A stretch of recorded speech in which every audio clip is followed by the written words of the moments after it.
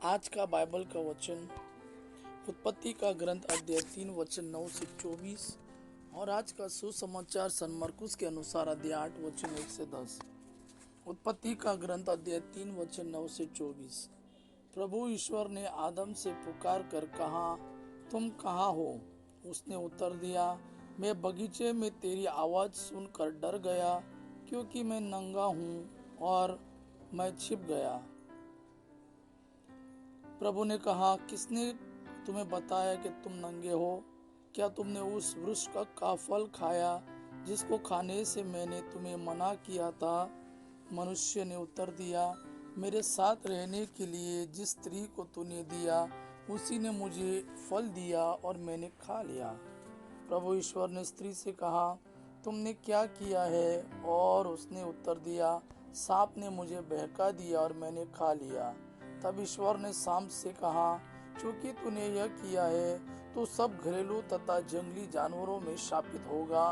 तू पेट के बल चलेगा और जीवन भर मिट्टी खाएगा। मैं तेरे और स्त्री के बीच, तेरे वंश और उसके वंश में शत्रुता उत्पन्न करूंगा। वह तेरा सिर कुचल देगा और तू उसकी एड़ी काटेगा। उसने स्त्री से यह कहा, मैं तुम्हारी गर्भावस्था का कष्ट बढ़ाऊंगा और तुम पीड़ा में संतान को जन्म दोगी।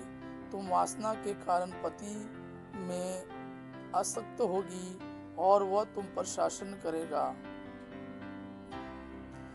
उसने आदम से कहा, चूंकि तुमने अपनी पत्नी की बात मानी और उस वृक्ष का फल खाया है जिसको खाने से मैंने तुमको मना किया था, भूमि तुम्हारे कारण शापित होगी। तुम जीवन भर कठोर परिश्रम करते हुए उससे अपनी जीविका चलाओगे।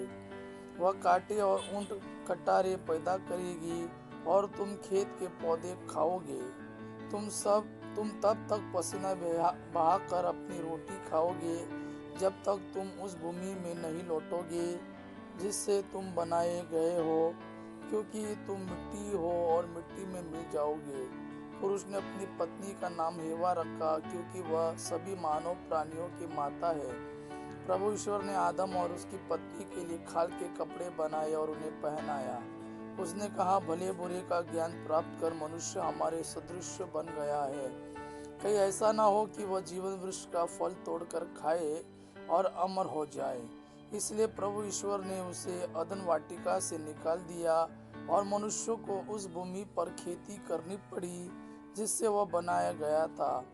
उसने आदम को निकाल दिया और जीवन वृक्ष के मार्ग पर पहरा देने के लिए अदन वाटिका के पूर्व में केरबो और एक परिभ्रामी ज्वालामयी तलवार को रख दिया। आज का सुसमाचार सन मरकुस के अनुसार अध्याय 8 वचन 1 से 10। उस समय फिर एक विशाल जन समूह एकत्र हो गया था और लोगों के पास खाने को कुछ भी नहीं था। ईसा ने अपने शिष्यों को अपने पास बुलाकर कहा, मुझे इन लोगों को पर तरस आता है। ये 3 दिनों से मेरे साथ रह रहे हैं और इनके पास खाने को कुछ भी नहीं है। यदि मैं इन्हें भूखा ही घर भेजूं तो ये रास्ते में मूर्छित हो जाएंगे। इनमें कुछ लोग दूर से आए हैं।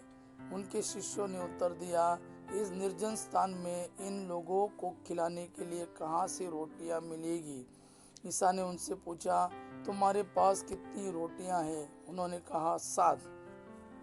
ईसा ने लोगों को भूमि पर बैठ जाने का आदेश दिया और वे 7 रोटियां लेकर धन्यवाद की प्रार्थना पढ़ी और वे रोटियां तोड़ तोड़ कर शिष्यों को देते गए ताकि वे लोगों को परोसते जाए। शिष्यों ने ऐसा ही किया। उनके पास कुछ छोटी मछलियां भी थी। ईसा ने उन पर आशीष की प्रार्थना पढ़ी और उन्हें भी बांटने का आदेश दिया। लोगों ने खाया और खाकर तृप्त हो गए और बचे हुए टुकड़ों से 7 टोकरे भर गए। खाने वालों की संख्या लगभग 4000 थी। ईसा ने लोगों को विदा कर दिया।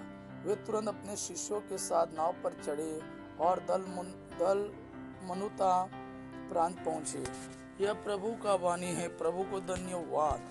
आबा पिता की महिमा और पुत्र यीशु का प्रेम आप पर सदा सर्वदा बना रहे। आमीन।